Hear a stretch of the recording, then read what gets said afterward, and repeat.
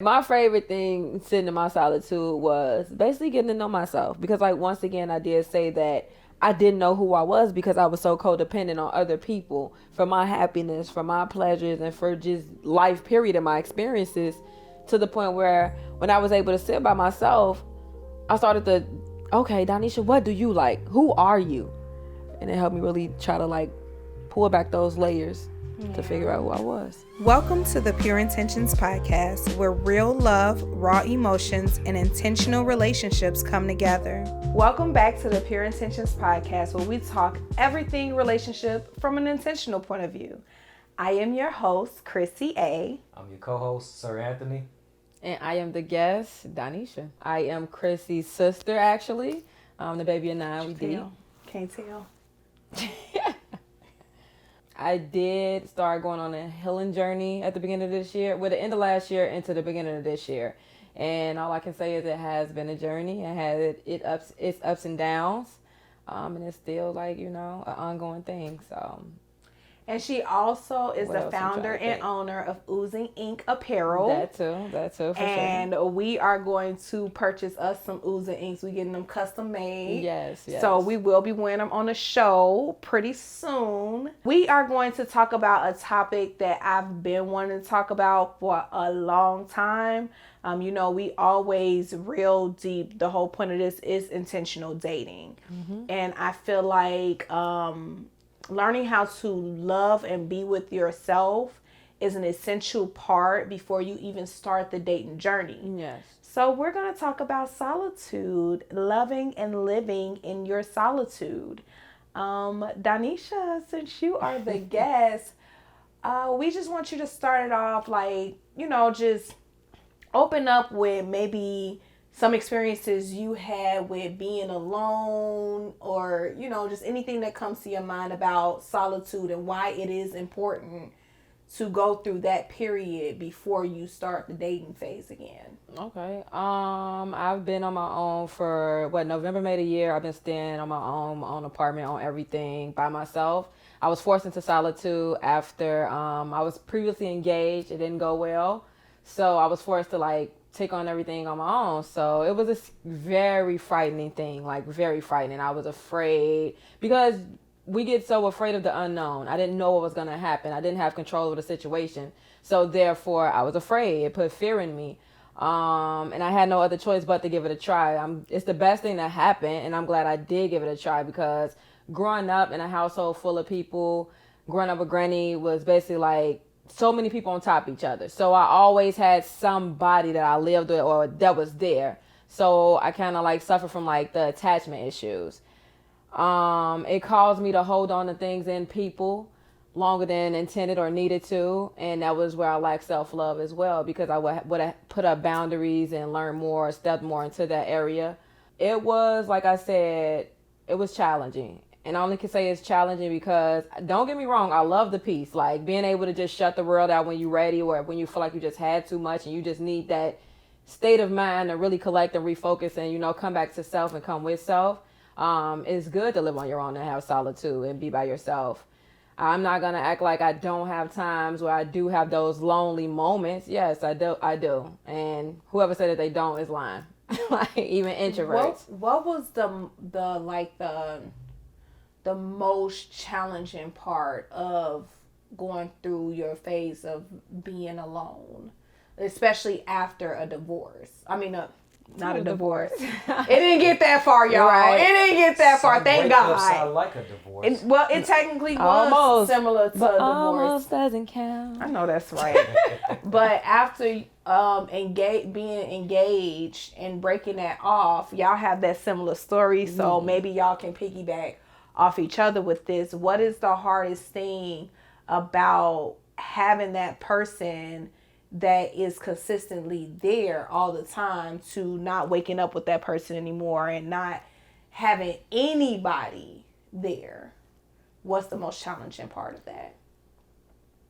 You want me to kick it off? The most challenging part for me was the absence. Me not knowing how it would be or how it would feel. Because like I said, I always had someone there. I always lived with somebody. So the think of me not having nobody to talk to when I come in from work after a long day, nobody to be expressive to. Nobody was just there. It was just me and my thoughts and what I feel. And in that moment, just me having to deal with self. And that's not easy for a lot of people. So it's like a lot of us try to run from it and go lay up under the next person. I don't know. It was just like a repeated cycle for me. I was just going woman to woman to woman to, it was like, once this hurted and it hurted so deeply, I'm like, okay, maybe this is that breakthrough, that wake up call telling me, Donisha, you're going to continue to go through the same thing unless you work on it right here, right now. You already feel the pain. So why not just go through it? We'll grow through it. I like that. Thank you. And what was the hardest part for you? Because Sir Anthony has already communicated with our audience that he was previously engaged. And so our listeners already know that part. But what was the hardest part for you to not have that person and to try and detach yourself, and now you're in your moments of solitude? For me, it was a little different because all my life I have been adjusted to doing things alone. So the first time that I traveled, I didn't want to wait for anybody. It was my birthday. You know how you do the send out the invites and then it dwindled from a big group all the way down to nobody, and then you cancel. I'm not the guy that cancels. So very first time I went to Vegas by myself, had an amazing time, and then from there it would be, I would put out the plans. If you're not going, oh well, then I'll go by myself. I always been acclimated to going to the movies by myself, going to eat by myself. Whatever I wanted to do, I'm not the type of person that'll sit and wait on somebody. So I already had that going for me. So yes, you do get lonely, but when you're so used to that, it doesn't feel lonely. But So- the thing was that you actually, just like you were saying, you grew up in a house full of people too. Yeah. So, like, why do you think it is that you were so comfortable with being alone when you had that dynamic of a household too, where there was always somebody there? Sometimes when you grow up a certain way, you want to be the opposite of that, and so you grew up in the hood. For me, That's I nice. wanted a nice, That's nice. That's true. That's a nice point. house, so I didn't want the way that I grew up. In the same, it's a lot of people growing up in a household. You know, sometimes you want that piece of yourself. Yeah. And so, and actually, you touched on something like, with I only have one child. I mean, it was a result of something else, but growing up, easy. Everybody in my family, 3 kids. It's like, that's all you got? So that was like low numbers. 5, 6, 7, like that's the standard of everybody else having kids. That's why I have so many cousins, and Yeah. that's how it multiplied. So with me, I didn't want a lot of kids. I wanted to prepare for my kids. So my first daughter, she unfortunately passed in the womb, and it was hard to have Kimura. And after her, we basically stopped. But I didn't want a lot of kids anyway, because I'm like, I grew up with a lot of kids. It's more than enough of us, so I can rent some kids, some nieces and nephews. And we definitely if do. need be. For real. But no, going back onto the solitude thing, from when I was engaged, I could start to see, because we had been together and broken up so many times, that this last time we were engaged, and she took on a new career that like gutted our personal time. And so I would have times where I could just be at the crib chilling. And for me, I took that as another isolation moment, because I was doing 2 things. One, when you want to be, what I've noticed in my world, when I'm out chilling, go to the bar or something like that, and I'm not on nothing, a bunch of women want to approach me. What you doing here? Like they think I'm a honeypot. What you doing here by yourself? Oh, you look. And then I'm like, I'm not on that. But They think you a what? a honeypot. A honey pot? What You is never heard that? I never No. heard that either. So you just, like, when flies come to the honeypot and get stuck to them? Never heard that? That's a new Because one for women me. usually are the honeypots. I mean, I heard a honey pot, like the stuff that women use for feminine care. No, you just sit there. I heard of a pot You're of the honey. honeypot, and you That's attract tea. everything to you just by being That there. makes sense. It I do. get it. So, It do. we're wanting to stay faithful, so I wouldn't go out, knowing that I'm in a chill mode, and majority of the times, if I do that, it's gonna attract energy towards me. And so why I do all of that when I can just chill at the house, I can have me a nice drink, a little smoke, and then especially, well, I'm always cooking, but I was really cooking. Everything I saw on the gram, on TikTok, I'm trying it. And so, Chef Boy, I Tony. Yep. Yeah, let's go. So I sit at the house chilling, and that became like a thing. Yeah. But long term, that's not sustainable when you don't know when you can be with your mate, and then when you are, the energy is off because she's tired, she's grumpy, and then, long story short, with that, she got other side dudes to entertain on the sides, like you stretched in, but you supposed to be engaged. That's crazy work. Yeah, that was crazy. That was. Now, just to piggyback off the going out thing, I had the mindset that you had about this is how I grew up one way and I want to be another way, because I did like with like finances and stuff like that, wanting to be better than my environment or whatever. It was still like a struggle for me to go out on my own though. Like once I really just tried stepping into everything that I feared once I went through that breakup. That breakup really opened my eyes and was like, okay, well, you're going to have to start doing stuff on your own anyway, so you might as well let it be now. So I go out to the bars. Like, Jar Grill was my favorite little bar for a while. Yes, it was. With the extra hot jerk. So as I go sit at the bar, what's up, D? What you want? Savion Blanc? She already knew everything. So it like came very like soothing and therapeutic for me to a point where I was like rotating on my schedule like once a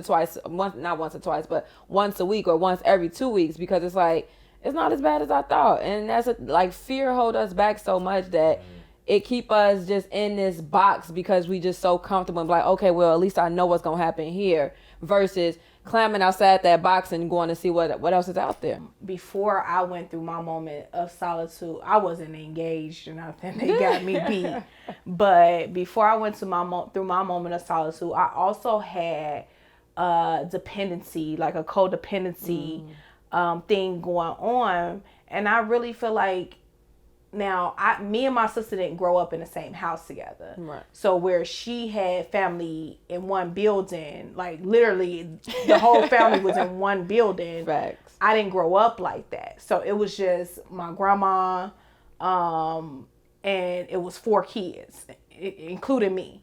So that was a household, my siblings and my grandmother. The codependency in me came because I always wanted a mom. Like it wasn't even about my dad. It was like I wanted that motherly love. Like I wanted someone that wanted me back. And it was like a fear. We all yearn for that. Yeah. When we don't grow up with our moms. But go ahead. And it was a fear that I developed of rejection. I even like growing up as a kid, I played every instrument that I could. I played the violin, the viola, the cello. I played the clarinet. I was in cheerleading. I was in praise dance, and I went to church every Sunday. I prayed all the time. Like I was just so active, and I did all these things because rewards came with them.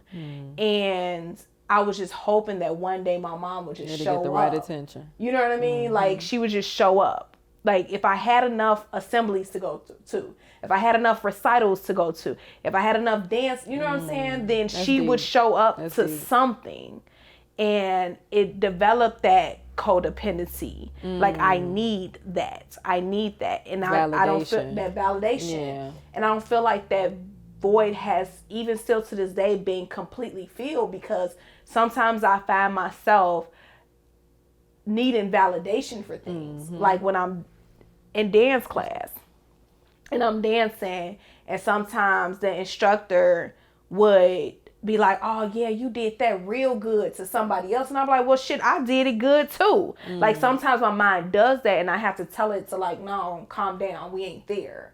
You know what I mean? Like it's always that voice, that inner voice in your head that want to pull you back to the old version of you when you're trying to be a healed version. That's the egotistic mindset. It caused attachment issues because you wanted that thing so bad. And I feel like that's kind of with me as well. Like even with the liking women aspect of everything, like I gave the man thing a try, but I knew deep down I never like was really interested in men. And I really think it's because I always yearn for that motherly love. And that's why when I do date women, I look to see how they are with their kids. And if you're not a good parent, I don't want to like deal with you or be around you, because it's like, I've suffered that. I suffer from that. So for me to be around you and you try to be up under me and I see how you are with your kids, like that's taking me back to my childhood as to when my parent was absent or something like that. But yeah. And I do feel like that the importance of going back to the solitude thing, the importance of solitude and sitting in it, because a lot of people don't want to sit in the state of being alone. And I know people who, because I used to be one of these people that like, oh, well, I don't have to be alone. And people say you have to be alone and do this and do that. But I'm just a person that love. And I want to love people and I want love and I want this. But it was just a distraction. It was a distraction from getting to know who I really am. And the point of the solitude that I was getting to was I would not have known things that trigger me. I would not have known that my dependency on motherly love, the absence of my mom not being there, made me codependent and a people pleaser. I wouldn't have known any of that if I didn't sit into my solitude, if I didn't say, because the thing is, once you in a relationship for a very long time and like it's just you and that person all the time, y'all always with each other, y'all always spending time with each other, once that separates, it's like, damn, now I got to be with myself. Who am I? That was the question I asked. Who the hell am I? I asked myself that question when that happened. And it's crazy because... And do I like me? Yeah. But go ahead. But not go ahead. I cut you off. I'm sorry. It's just like I be trying to hurry your song, forget the thought. But no, it is the who am I, because that's one of the first questions I asked myself. Like, okay, what do I do now? Like, I don't have her anymore. Like, what the fuck are we going to do? And I'm glad that I did go through what I went through to force me into that moment of solitude, that season of solitude, because I learned so much about myself. And pain really help you with your growth. Like, that's the next step. You know what I'm saying? You have to go through this in order to get what you asked me for, basically. You know, the Most High. And just being able to just sit with myself and learn the different techniques on how to calm myself, actually feeling that feeling inside, because when we go through different things and challenges, we get this type of emotion, and sometimes we don't even know what that feeling might be. You might have probably found yourself saying, oh, I just feel some type of way. I don't know how to explain it. You sit with yourself and your body actually talks to you if you just listen. Yeah. But we be having so much going on up here where we just, oh, I can't sit by myself. I can't meditate. I can't do this. I can't do that. When we already casting spells on ourselves on saying what we can't do because we never tried it. It's foreign. It's going to be uncomfortable. And just to touch on the meditation point, a lot of people that try to even attempt meditation, what I would say to you is don't stop. Because what happens is the first time we sit down in meditation, our brain is working to try and tell us what's uncomfortable for us. And that's when you realize that it's working. A lot of people think that, oh, this ain't working because you think your mind is just supposed to shut off instantly. And that's not the case. Like, your mind never really shuts off. You just put it in a state of peace. That's what meditation leads you to. Because if your mind shuts off, you're dead. No, fact. You're just not alive. So just to speak on that, meditation is a key ingredient into learning how to calm yourself down. And I feel like that to be in an actual relationship, because let's face it, this is our audience. Our audience want to be relationship savvy. Right. So before you even get into that relationship, learning to calm yourself down in situations is very essential, because baby, very vital. Baby. Partnership is such a beautiful thing, but it is a challenge. Every single day there's a new challenge ahead. And some challenges you might in that moment fail. But it doesn't mean that you can't succeed in that specific thing. That makes sense. I know it makes sense to you because we go through these things. I wouldn't necessarily say it's a thing of you failing. Like it's no such thing as failing. Like I feel like it's a lesson, a learning lesson. Okay, this triggered me when you did this. Okay, let's sit down and communicate about it. Let's try to figure out a tool or something that we can do moving forward. So once we do hit this bump in the road again, we know how to proceed without Nah, the nigga, it's a fail. disagreements. You It's think so? no, it's a failing moment because it's like, okay, like I was telling him early, if you take a test, right? Mm-hmm. And let's just say we in school, we take a test, we don't pass that test. What is it? We failing it, right? But it's also a no, lesson. just wait. Yeah. We Yeah. failing it, right? Mm-hmm. But if we're able to take that test again, the same exact test, we know where we went wrong. So now we can change up the way we answer those questions. That's where your lesson is. So it's still a fail in a lesson in the same sense. A fail isn't a negative thing, and I think we make it as if Okay, I can see that. if you fail, you can't try again. Failing is a key to learning a lesson. Once you realize I didn't do good in this area, if you put your mind to I didn't fail.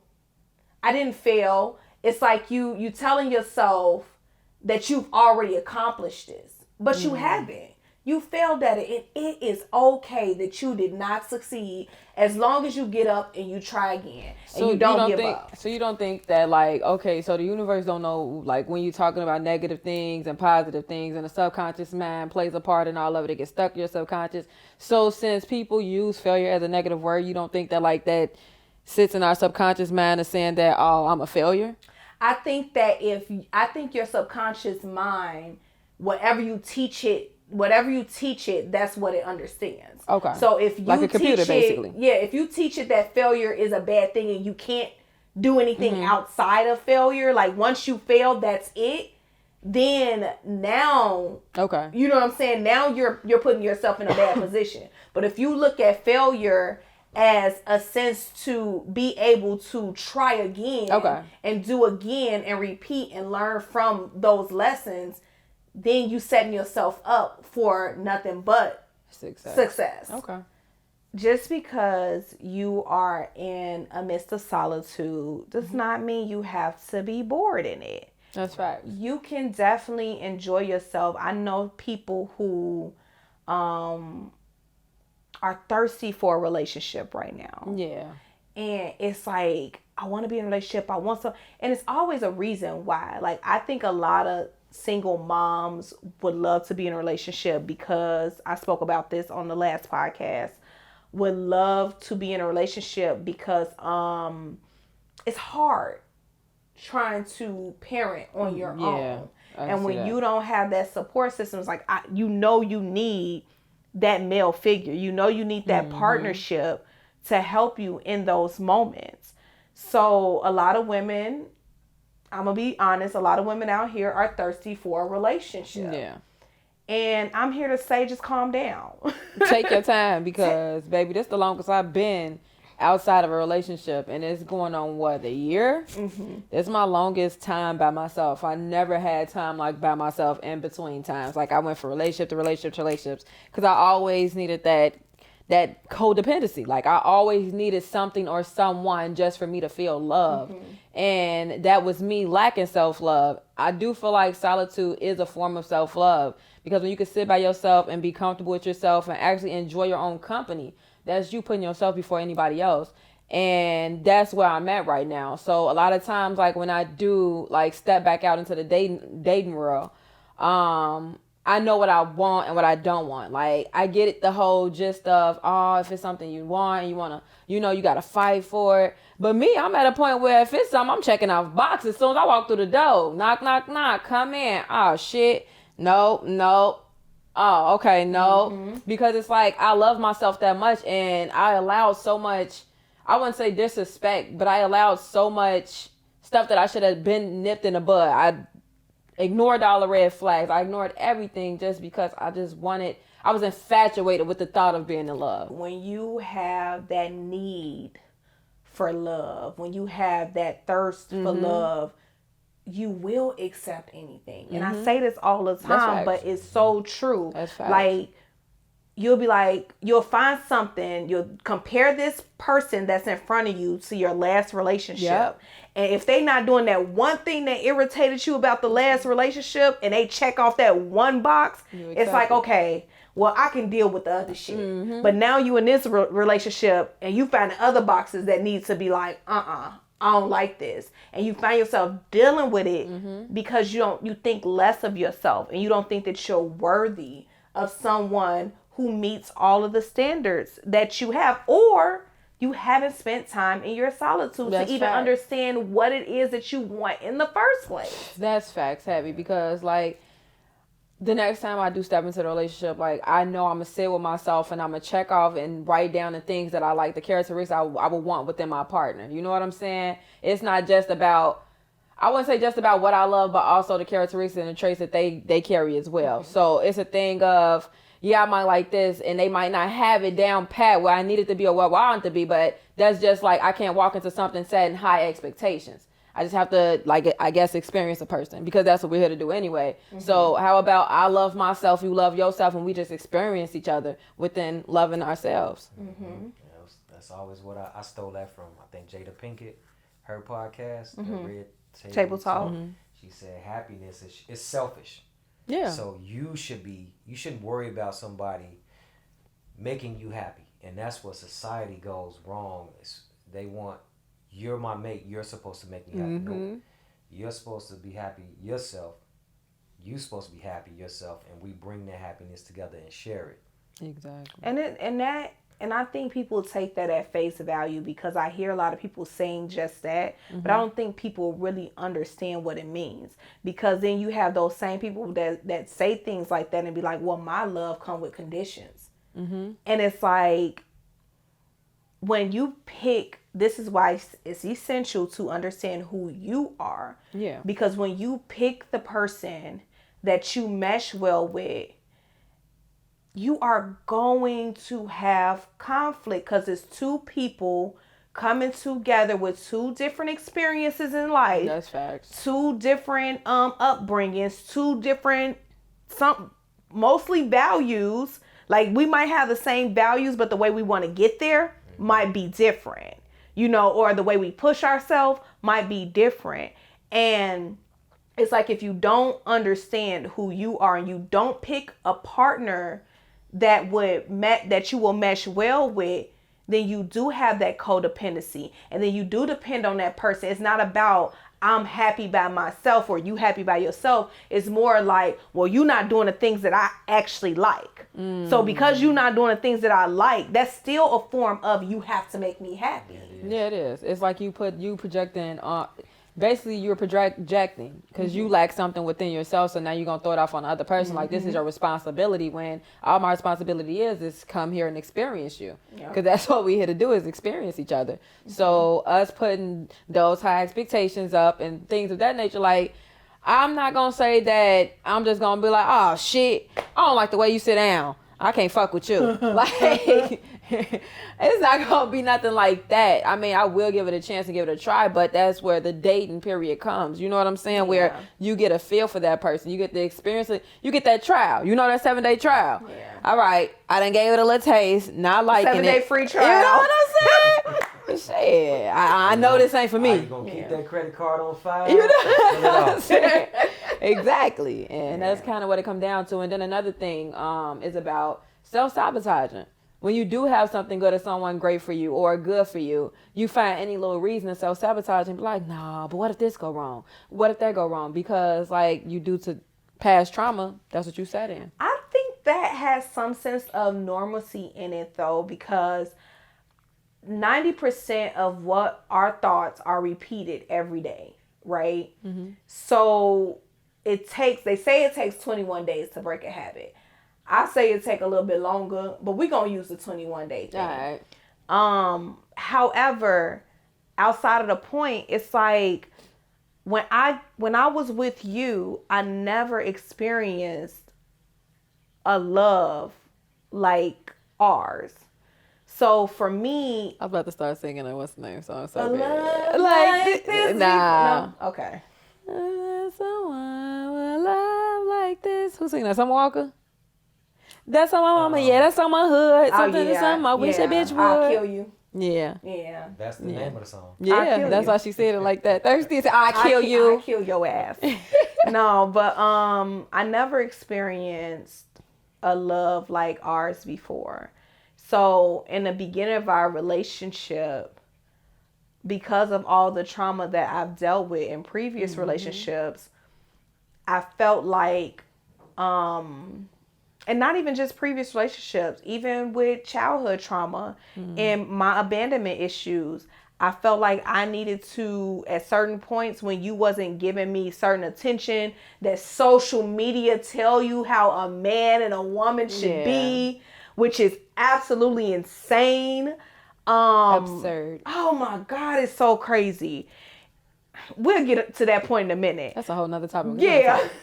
But when you didn't prohibit certain behaviors that somebody was like, he ain't interested in you. Like social media would tell me that you was a red flag because of certain things. So in my mind, I was imagining you being a red flag. So before you could break my heart or hurt me, I was starting to self-sabotage. But I caught it though. And that's what I mean by you have to sit into your solitude to understand you, to know you. Because if I did not sit in that solitude, if I did not spend time by myself, if I did not know who Christiana was, if I did not know I had these childhood traumas, if I did not know I had abandonment issues, I wouldn't have been able to recognize that, and we wouldn't even be together right now. And I would have made myself believe that you were the problem. What was one of your favorite moments in your solitude? And for me, my distraction was I was rebuilding my marketing company. And this was around the time everybody started getting their 20,000 and everybody want to start a business. And I'm at the beginning and middle stages of that to help you get, after you get your formation of it, you're going to need a logo. You're going to need a website. Damn, I should have called you. Marketing, yeah. I was setting everybody up, getting the trademarks and all of that good stuff done. So I had enough healthy distraction to where I'm building a business because I already saw the foresight that the unemployment was going to stop, the money was going to stop, the 1,400, all of that was going to stop. And I'm like, I can't be dependent on the government. We all were, because you couldn't go to work unless you were an essential worker. I was an essential worker. I was too. That's how I quit on their ass. I quit on their ass too. I got 6 months of free money though. And I built the business to help me distract myself from that. And that is where I was really, same thing, cooking, chilling. I didn't go to the gym, but little, calisthenics workout at home. And then the little travel that they allowed you to do, I was gone. Now, I got a question for you. In the midst of all of that, have you ever thought about like seeking therapy? I didn't. No. Only she's been big on it, and then that is what's gonna get me into it. Cause now I'm seeing the power of it. But on my own, I probably wouldn't have went. No, I totally understand, because the same thing for me. Like the only thing that encouraged me to go was my ex. Like she just kept saying, "You don't want to." I had the same response all black people have. I ain't finna go tell no stranger my business, because that's what we taught. You know what I'm saying? However, them was some of the most rawest, dopest fucking conversations ever. And it's like you telling a person different ways you handle things, and they telling you, well, how about you work on it this way? Or all they trying to do is give you suggestions to see what work for you, because you're going to therapy for yourself. You basically just going there to really be the mirror for yourself. But that was just a question that I had. So what was your favorite moment?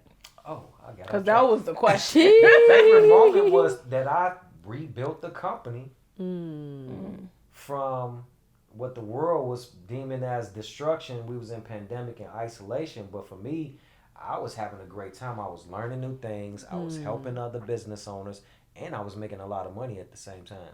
Let's go. The pandemic was my favorite solitude moment too, though. I think I can't say mine was. I think I was outside. But my favorite thing sitting in my solitude was basically getting to know myself, because like once again I did say that I didn't know who I was because I was so codependent on other people for my happiness, for my pleasures, and for just life period and my experiences, to the point where when I was able to sit by myself, I started to okay, Donisha, what do you like? Who are you?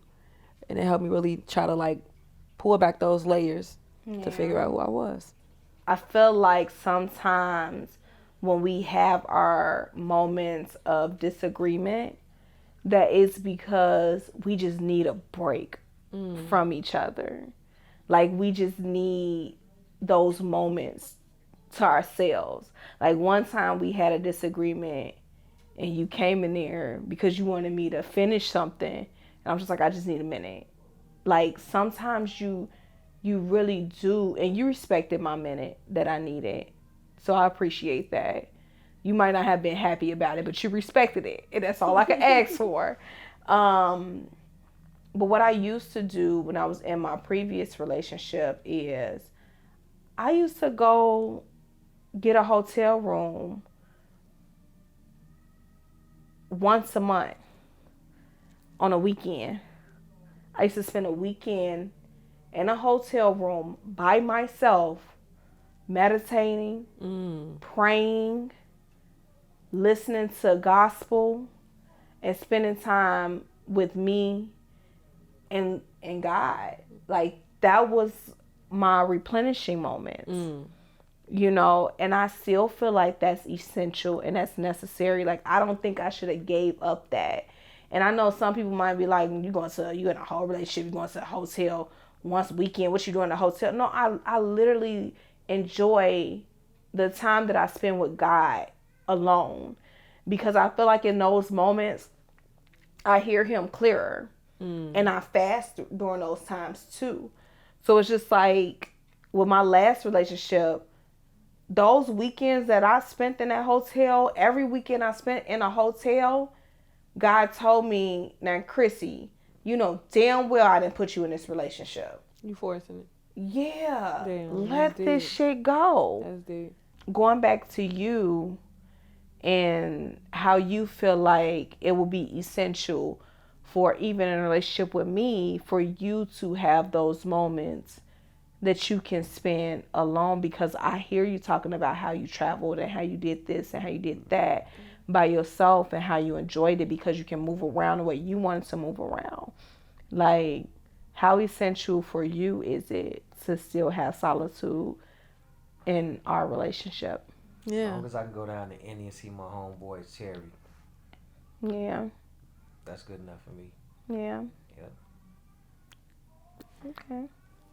Can I? Can I? Because he sounded like he was wrapping it up real fast. That's why I'm like, I mean, that's really all I do. that's all you got? Yeah. So you don't think that you need like just space for you alone? I feel like some of his space is when he in his zone doing his work. Because I be hearing you up. I can't interrupt my baby while he working. I can't interrupt my man. That's what you say. You don't say baby. You say my man. I do. I didn't even know your name for a while because motherfucker said your name. I'm who? Who is that? My man, my man, my man. I was about to tell him motherfucker, nah, I'm my sister man. That's who we with, my sister man. Who is your sister man? Shit, I don't know her man. Him right there. Just cause that's all you say. My man. And that's what his name was. That's My all y'all man. needed to know, that that's my man. But for me, with the solitude thing, and that's funny that you asked that question about that. Because like that's been a thought in the back of my mind for a while. Like I did, like after my breakup, give it time to really just be by myself and actually go through the healing process and things of that nature, you know, to actually feel that in order to heal. So when it came, I'm not gonna lie, I'm gonna be honest 100%. It came to a point where I was afraid to even open up or feel that feeling, to even try to see if I can love someone again the way that I loved. You know what I'm saying? Like it kind of closed me up, especially my heart, because now it's like I gotta protect this shit. That's something I done felt that I don't want to feel again. So I was scared. You know what I'm saying? But I know it's inevitable for me to get back out here and start dating and whatever when I'm ready.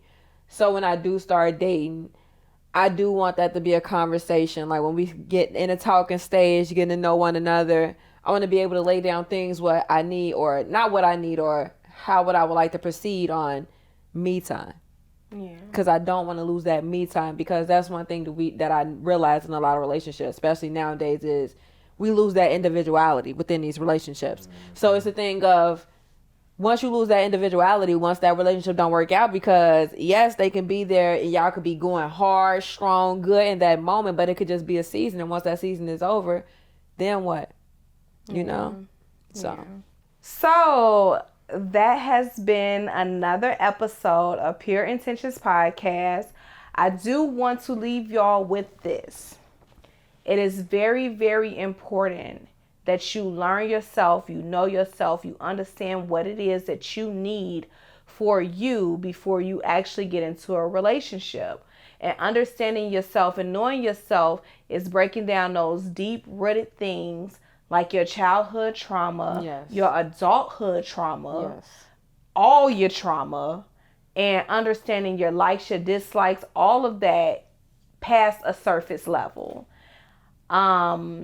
I want y'all to continue to be intentional about dating, intentional about loving yourselves, loving other people, and relationships. They ain't easy, but they are beautiful. So keep watching us so you can learn more keys and tips and tricks. Well, no tricks. There are no tricks here. Hey. But keys and tips on how to be intentional in a dating world. And there we have it. See you next week. Peace.